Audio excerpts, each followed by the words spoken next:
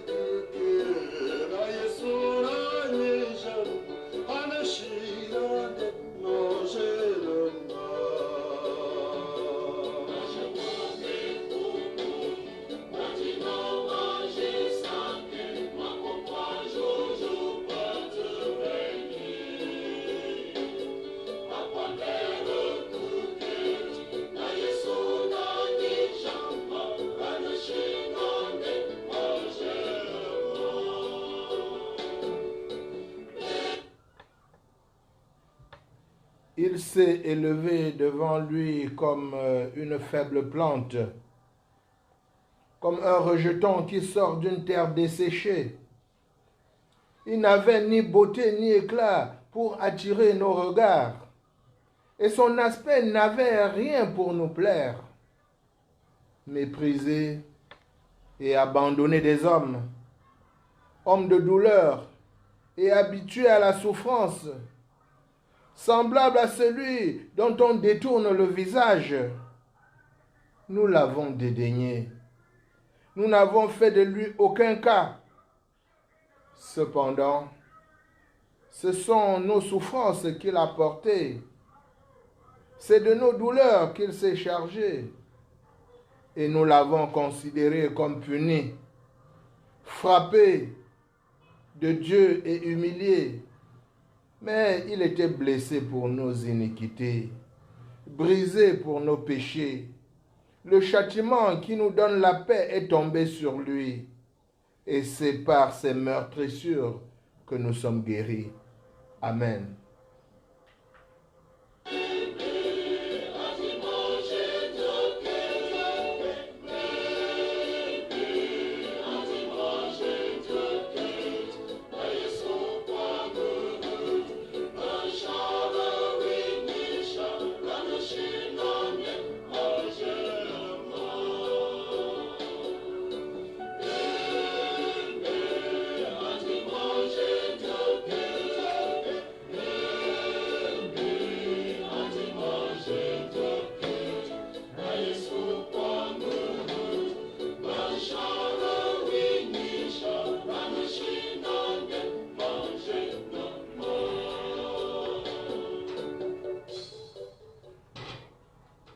Avec le prophète Ésaïe, contemplons le Seigneur souffrant. Devant le Seigneur, le serviteur a grandi comme une faible plante, comme un rejeton qui sort d'une terre desséchée. Il n'avait ni beauté ni éclat pour attirer nos regards. Il était trop effacé pour se faire remarquer. Il était celui qu'on dédaigne, qu'on ignore, le souffre-douleur. Nous l'avons méprisé. Nous n'avons fait de lui aucun cas. Cependant, ce sont nos souffrances qu'il subissait. C'est de nos douleurs qu'il s'est chargé et nous l'avons considéré comme puni, frappé et humilié, frappé de Dieu et humilié. Amen.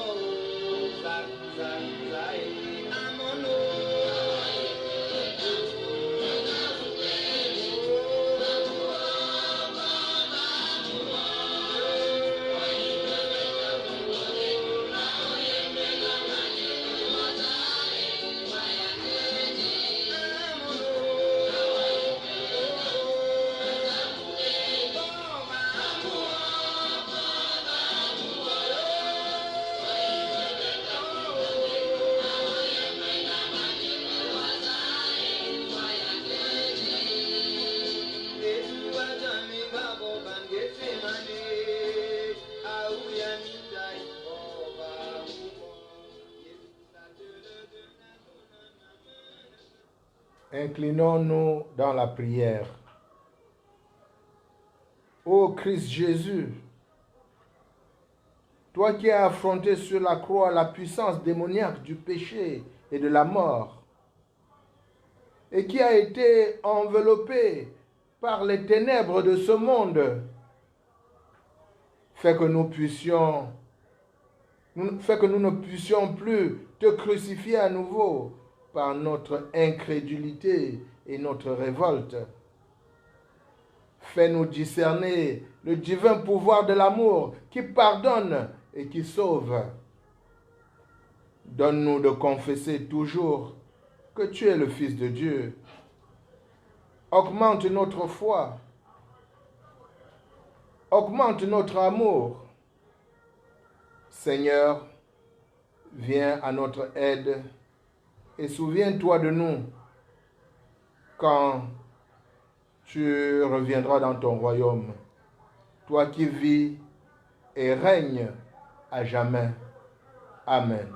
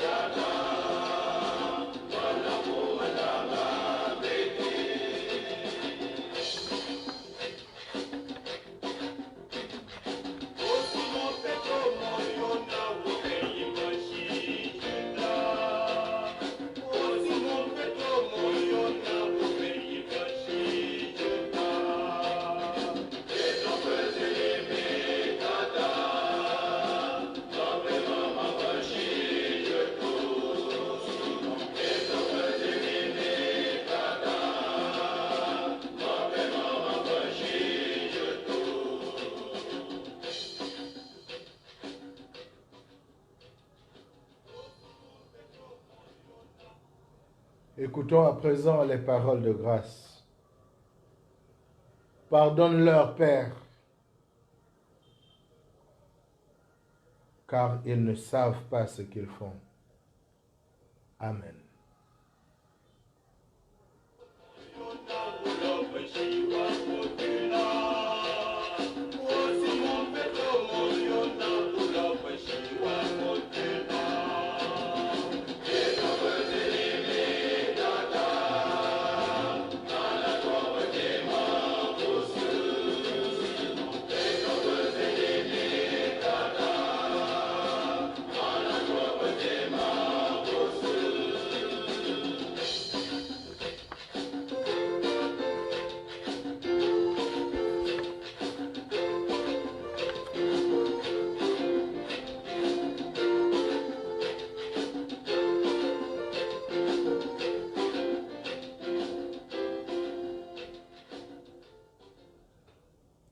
Écoutons à présent comment Dieu veut être servi.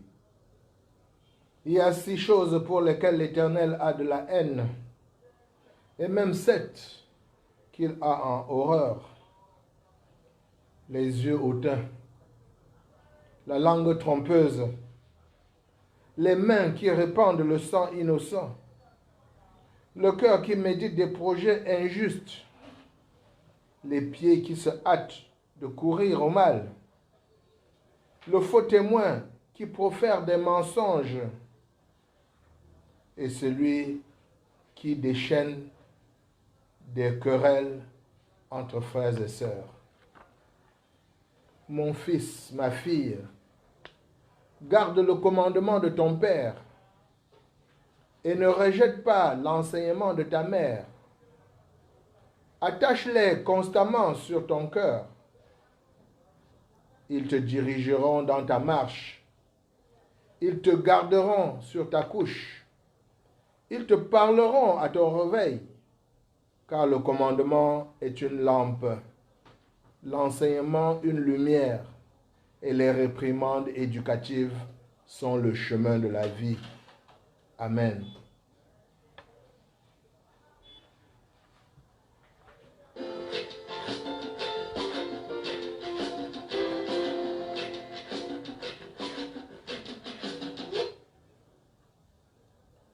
Frères et sœurs, pour ce vendredi saint, le calendrier de lecture biblique au quotidien nous a donné un seul texte, mais nous y avons ajouté un autre. Le texte qui nous a été donné, c'est celui de Marc, chapitre 15, versets 24 à 41. Et nous avons ajouté le texte de 2 Corinthiens, chapitre 5, versets 14 à 21. Mais avant l'écoute des lectures, inclinons-nous dans la prière pour demander à Dieu l'intelligence de sa parole. Seigneur, nous sommes là devant toi, les yeux fermés, immobiles et silencieux. Nous sommes là exposés à toi, qui est là exposé à nous. Nous acceptons de ne rien sentir, de ne rien voir, de ne rien entendre que ta parole. Nous voici pour te rencontrer sans obstacle, dans le silence de la foi, devant toi, Seigneur. Ouvre-nous les portes de ta justice. Nous entrerons et nous connaîtrons la vérité. Seigneur, montre-nous la voie du salut. Nous la suivrons et nous aurons la vie. Amen.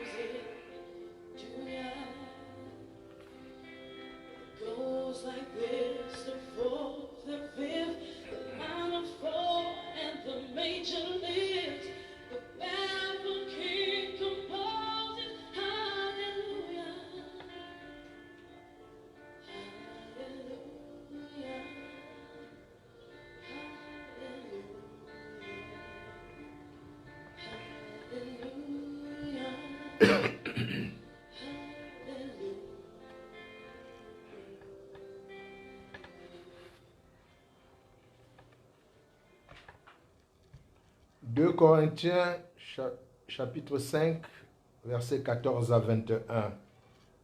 Nous lisons dans la version Louis II. « Car l'amour de Christ nous presse, parce que nous estimons que si un seul est mort pour tous, tous donc sont morts, et qu'il est mort pour tous, afin que ceux qui vivent ne vivent plus pour eux-mêmes, mais pour celui qui est mort et ressuscité pour eux. Ainsi, dès maintenant, nous ne connaissons personne selon la chair. Et si nous avons connu Christ selon la chair, maintenant, nous ne le connaissons plus de cette manière. Si quelqu'un est en Christ, il est une nouvelle créature.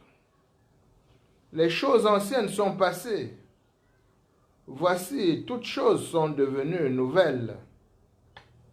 Et tout cela vient de Dieu, qui nous a réconciliés avec lui par Christ et qui nous a donné le ministère de la réconciliation.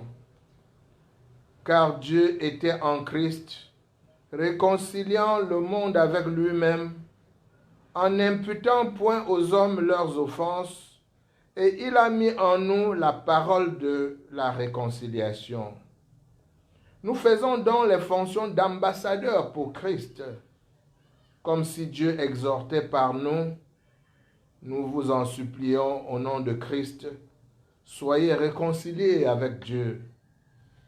Celui qui n'a point connu le péché, il l'a fait devenir péché pour nous, afin que nous devenions en lui justice de Dieu.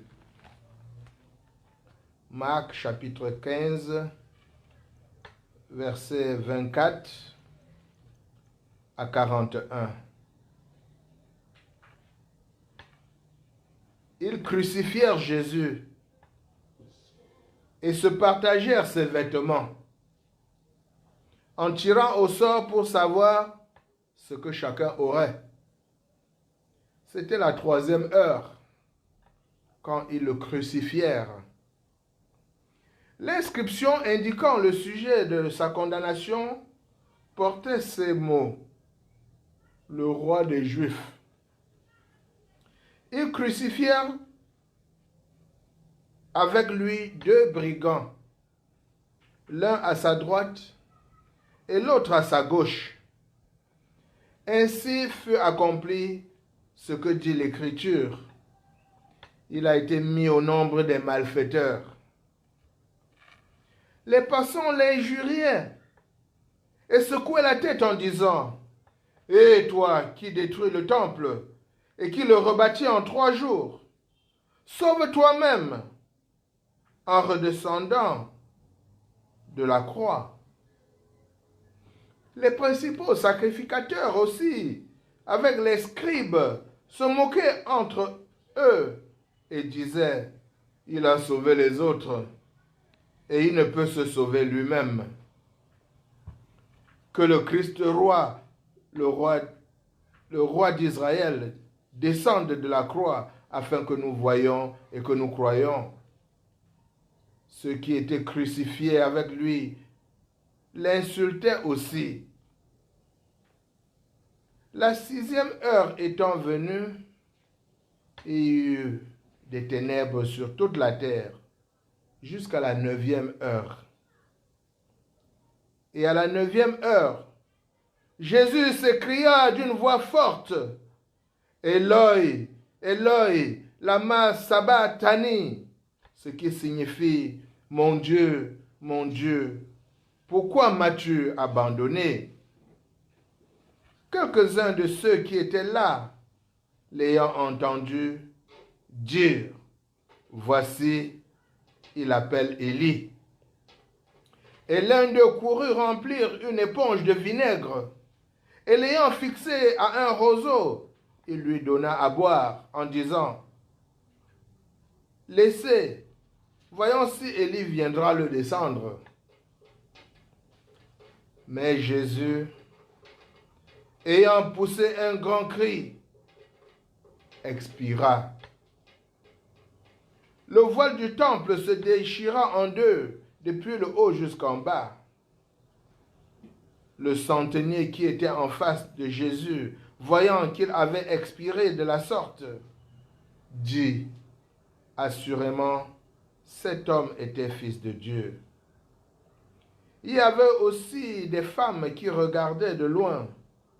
Parmi elles étaient Marie de Magdala, Marie, mère de Jacques, le mineur, et de José et Salomé, qui le suivaient et le servaient lorsqu'il était en Galilée, et plusieurs autres qui étaient montés avec lui à Jérusalem. Amen.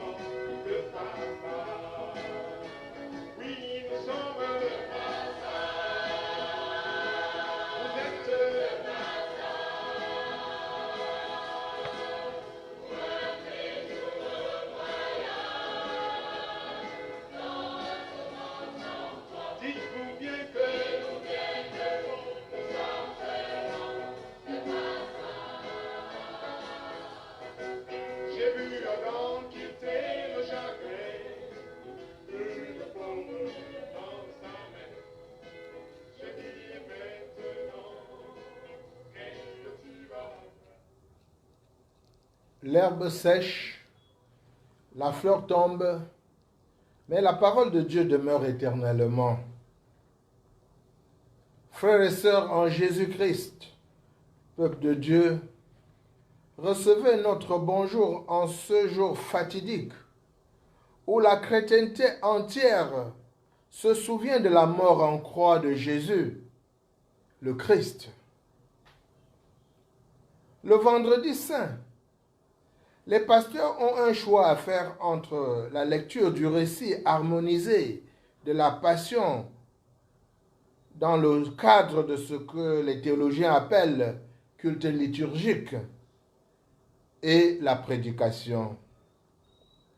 En cette année 2020, où le vendredi saint se vit dans le confinement, nous avons évidemment opté pour la prédication. Tout au long de cette semaine, nous avons compris qu'aucune forme de souffrance n'a été épargnée à Jésus-Christ, notre Seigneur et Sauveur. Souffrance physique, mais avant tout indicible blessure morale. Les moqueurs ont même mis Jésus au défi en lui demandant de se sauver lui-même.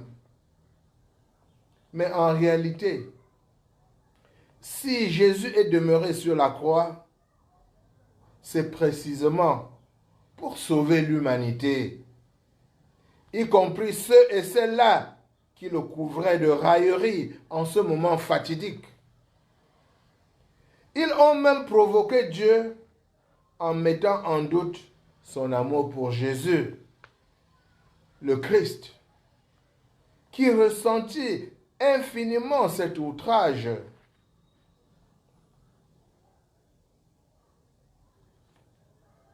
Nous avons tout à l'heure lu 2 textes.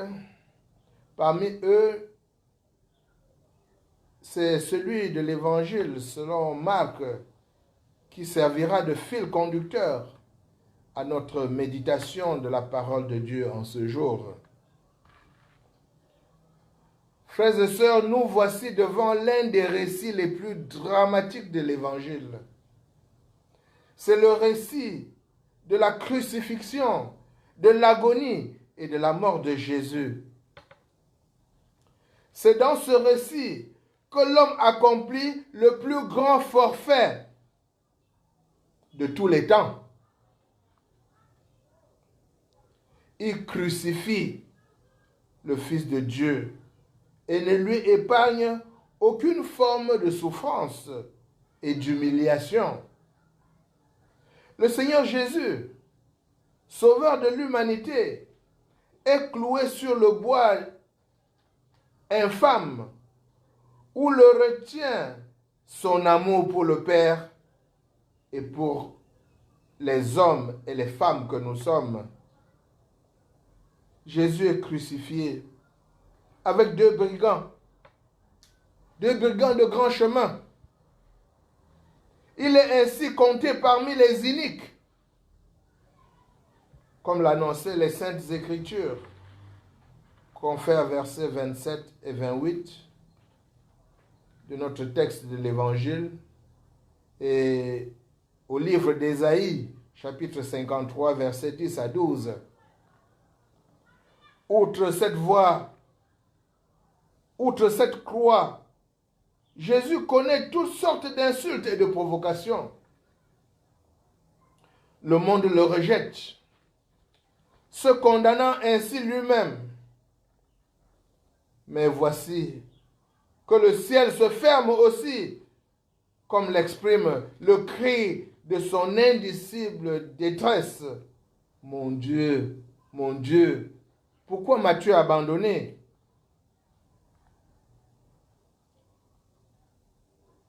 Le ciel est ici fermé pour Jésus, afin qu'il puisse s'ouvrir grandement pour nous.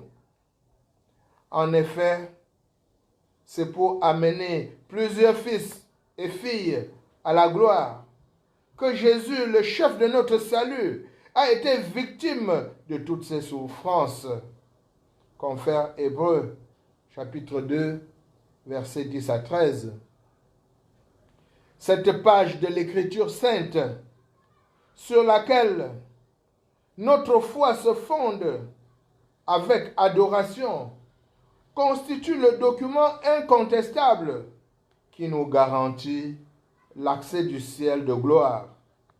Accès dont un signe fort est donné par le voile du temple qui, à la mort de Jésus, s'est déchiré, fendu en deux. Depuis le haut jusqu'en bas. Par ailleurs, le grand cri du Sauveur Jésus,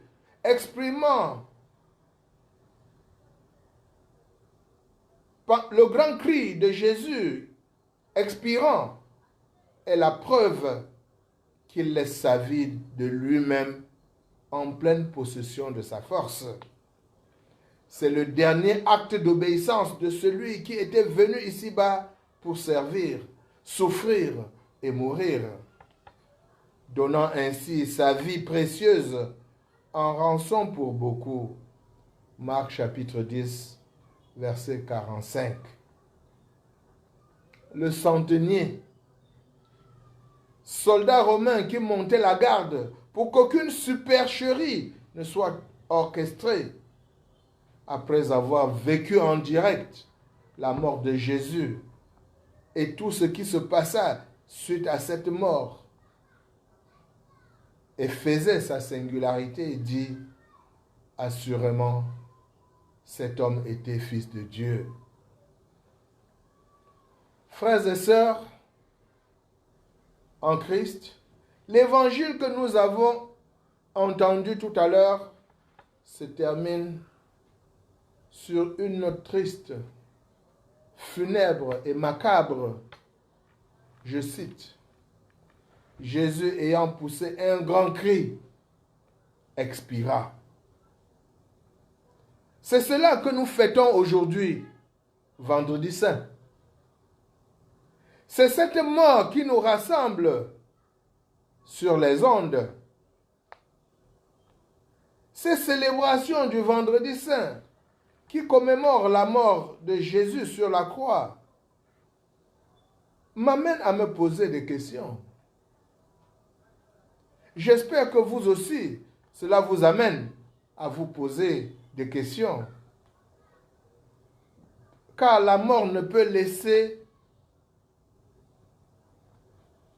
indifférent, que ce soit la mort d'un autre ou la nôtre. Peut-être cela ne nous laisse pas indifférents parce que la mort de l'autre nous rappelle toujours d'une manière insistante notre propre mort. La mort amène toujours à se poser des questions. Et celle de Jésus, le Fils de Dieu, le Messie envoyé par le Père, celle de Jésus m'amène à me poser encore plus de questions que toutes les autres morts. Pourquoi et pour qui le Fils de Dieu, l'envoyé de Dieu, a-t-il dû mourir sur une croix? Châtiment honteux et infâme réservé aux criminels et aux terroristes. L'apôtre Paul apporte une réponse dans la deuxième lettre qu'il envoie aux Corinthiens. Et c'est le pourquoi j'ai ajouté ce texte de l'Épître aux Corinthiens parmi les lectures du jour. Alors, pourquoi? Pour qui? L'amour du Christ remplit notre cœur quand nous pensons à ceci. L'amour de Christ nous presse. Parce que nous estimons que si un seul est mort pour tous, tous donc sont morts. Et qu'il est mort pour tous, afin que ceux qui vivent ne vivent plus pour eux-mêmes, mais pour celui qui est mort et ressuscité pour eux. Ainsi, dès maintenant, nous ne connaissons personne selon la chair. Et si nous avons connu Christ selon la chair, maintenant, nous ne le connaissons plus de cette manière. Si quelqu'un est en Christ, il est une nouvelle créature. Les choses anciennes sont passées. Voici, toutes choses sont devenues nouvelles. Et tout cela vient de Dieu, qui nous a réconciliés avec lui par Christ, et qui nous a donné le ministère de la réconciliation. Car Dieu était en Christ, réconciliant le monde avec lui-même, en n'imputant point aux hommes leurs offenses. Il a mis en nous la parole de la réconciliation. Frères et sœurs, nous faisons donc les fonctions d'ambassadeurs pour Christ, comme si Dieu exhortait par nous. Nous vous en supplions, au nom de Christ, soyez réconciliés avec Dieu. Cela, nous vous le demandons avec force.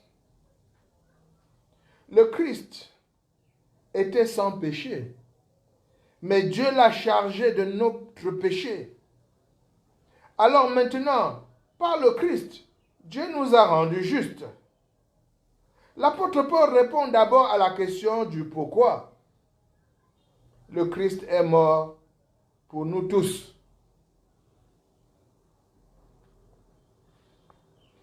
Ainsi, les vivants ne vivent plus pour eux-mêmes.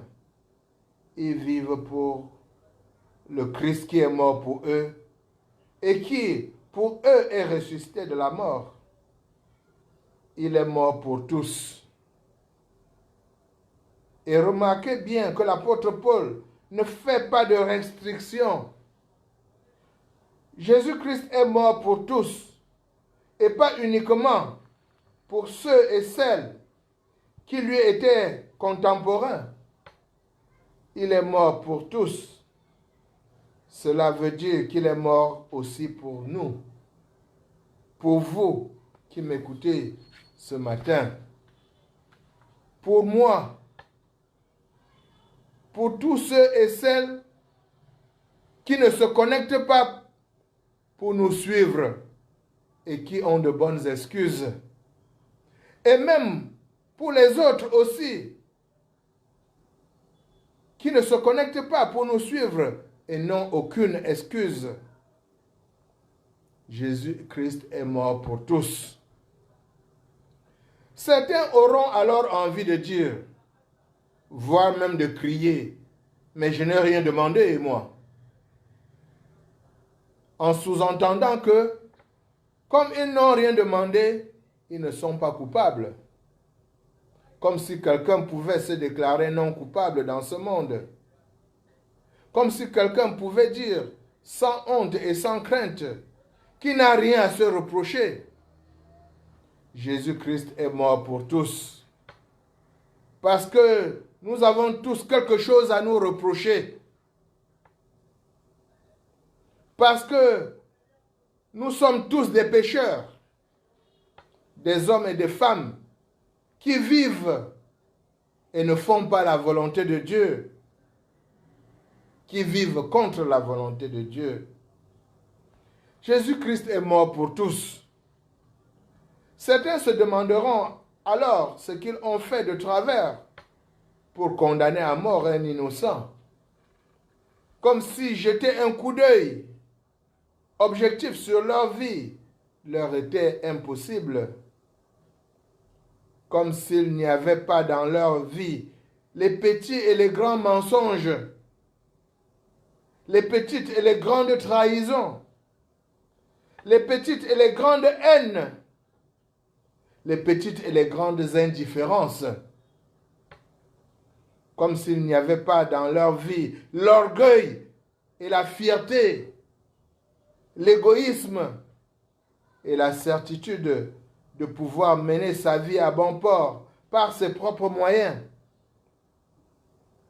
Jésus-Christ est mort pour tous, car personne ne peut se déclarer innocent devant Dieu. Il est mort pour tous.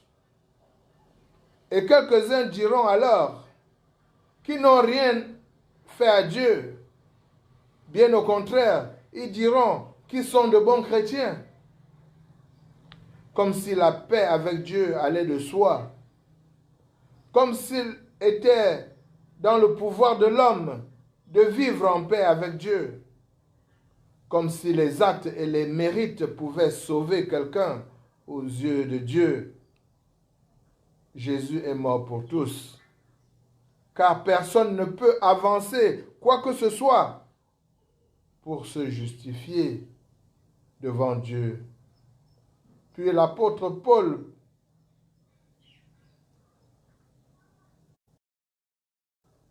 va répondre à la question du pourquoi. La réponse retentit comme au nom du Christ, acceptez d'être réconcilié avec Dieu. Cela, nous vous le demandons avec force. Le Christ était sans péché, mais Dieu l'a chargé de notre péché. Il s'agit de notre réconciliation avec Dieu et de notre péché. Parce que la créature humaine a refusé l'alliance avec Dieu. L'histoire du peuple élu, telle qu'elle est racontée dans l'Ancien Testament, n'est que la longue liste de toutes les alliances proposées par Dieu et rompues par les hommes. Celle de Noé, celle d'Abraham, celle des patriarches, celle de Moïse, celle des prophètes. L'histoire de l'humanité depuis 2000 ans révèle que la nature humaine n'a pas changé. Malgré la nouvelle alliance que Dieu a désiré conclure en Jésus-Christ. En fait, l'histoire de Dieu avec les hommes est une longue histoire faite d'alliances et d'échecs. À cette longue liste, Dieu a voulu mettre une fin en dressant la croix sur le Golgotha. La mort de Jésus signifie simplement que Dieu ne compte plus sur les hommes pour instaurer un royaume éternel. Il veut l'instaurer pour les hommes. Il a voulu l'instaurer avec leur aide. En Jésus-Christ, il l'instaure tout seul. Dieu a chargé le Christ de nos péchés, de nos fautes, de nos désobéissances, de nos errements. Et comme le bouc émissaire dans le désert, Jésus-Christ a accepté sa mort. Et avec sa mort, la mort de notre péché. La réconciliation avec Dieu était à ce prix. Une fois que tout cela est clair pour les uns et les autres, demandons-nous donc ce que cela entraîne pour nous. Posons-nous la question qui est de savoir comment nous allons maintenant vivre avec le sacrifice du Christ sur la croix pour nous, pour notre péché. L'apôtre Paul nous donne une belle réponse, pleine d'espérance. Si quelqu'un est uni au Christ, il est créé à nouveau. Ce qui est ancien est fini. Ce qui est nouveau est là. Concrètement, ce que l'apôtre Paul nous dit là, c'est que la croix représente véritablement pour le prochain, pour chacun d'entre nous, la possibilité d'un nouveau départ dans la vie. D'un nouveau départ de la vie avec Dieu. Être uni au Christ. Lui faire confiance. C'est ce que les chrétiens appellent la foi. celui qui a la foi, non pas une foi de façade, mais une foi profonde, faite de confiance et d'obéissance, celui-là, celle-là est unie au Christ. Elle se sait pardonner. Il ou elle se sait réconcilier avec Dieu. Et il ou elle a commencé une vie nouvelle avec Dieu. Et si quelques-uns d'entre nous se posent la question de savoir quel est l'intérêt de recommencer une nouvelle vie avec Dieu, l'apôtre Paul apporte la plus belle des réponses, qui pourrait d'ailleurs être définitive. Christ est mort pour tous. Ainsi, les vivants ne vivent plus pour eux-mêmes. Ils vivent pour le Christ qui est mort pour eux et qui, pour eux, est ressuscité de la mort. En écrivant cela, l'apôtre Paul ouvre une nouvelle perspective, celle de la résurrection que nous allons commémorer le dimanche de Pâques. Les vivants ne vivent plus pour eux-mêmes, ils vivent pour le Christ, pour que chacun d'entre eux puisse vivre réconcilié avec Dieu et justifié par la grâce. Et qui, pour eux, s'est réveillé de la mort, pour que cette mort qui nous fait tant peur soit définitivement bannie de notre existence, pour que cette mort soit éliminée. Alors, en ce triste matin de Vendredi Saint, ce matin macabre et funèbre autour de la croix sanglante du Christ, nous ne pouvons que vous transmettre l'exhortation de l'apôtre Paul quand il écrit aux Corinthiens. Nous vous en supplions, au nom de Christ, soyez réconciliés avec Dieu. Cela, nous vous le demandons avec force. Que Dieu bénisse en nous l'écoute de sa parole. Amen.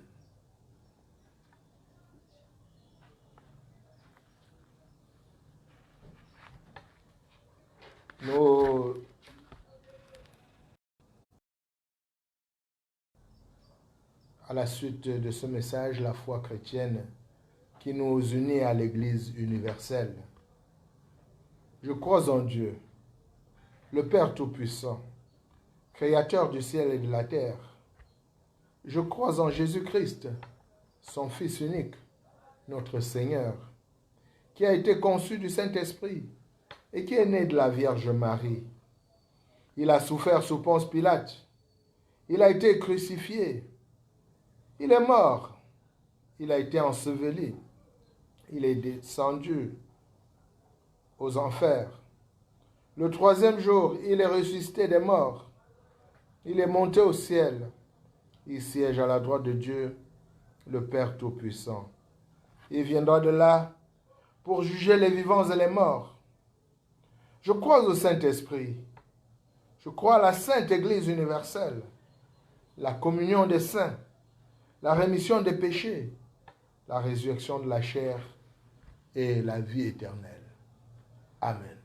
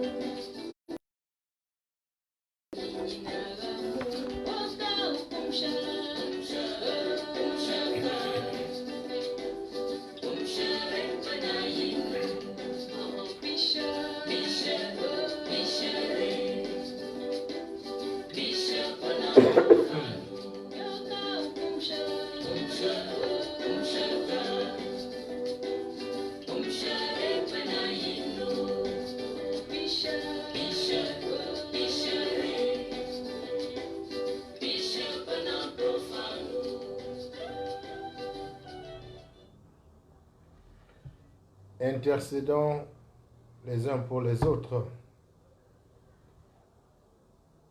Ô Père de notre Seigneur Jésus-Christ, nous te rendons grâce de tout notre cœur pour le sacrifice de ton Fils unique. À travers sa mort, tu accordes la vie éternelle à tous ceux et celles qui croient. Son châtiment nous procure la paix, et c'est par ces meurtrissures, ces blessures, que nous obtenons notre guérison. Père éternel, ne tiens pas compte de nos péchés. Pardonne-nous tous nos manquements. Seigneur Jésus, pénètre-nous de ton amour pour qu'il illumine nos cœurs et nous rende capables de t'aimer par-dessus toutes choses. Aie pitié de nous. Donne-nous de nous repentir. Affermis notre foi. Esprit de vérité, fais-nous détester le mal sous toutes ses formes et inspire en nous l'esprit de service fraternel. Nous te prions, Seigneur, pour tous ceux et celles qui souffrent, pour les victimes de la pandémie du coronavirus, les victimes de la guerre, de l'injustice, pour ceux et celles qui ont faim ou froid, pour ceux et celles qui pleurent et qui ne trouvent pas de consolation, pour ceux et celles dont la conscience est chargée et qui ne trouvent pas de pardon, pour ceux et celles qui te cherchent sans savoir ton nom et qui ne t'ont pas encore trouvé, pour tous ceux et celles qui nous sont chers et que nous te nommons dans le secret de nos cœurs.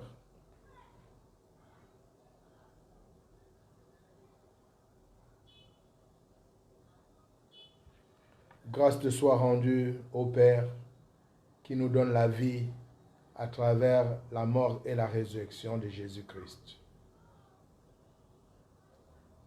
Nous résumons nos requêtes dans la prière par excellence que le Seigneur Jésus nous a enseignée en ces termes. Notre Père qui est aux cieux, que ton nom soit sanctifié, que ton règne vienne, que ta volonté soit faite sur la terre comme au ciel. Donne-nous aujourd'hui notre pain de ce jour. Pardonne nos offenses, comme nous pardonnons aussi à ceux qui nous ont offensés.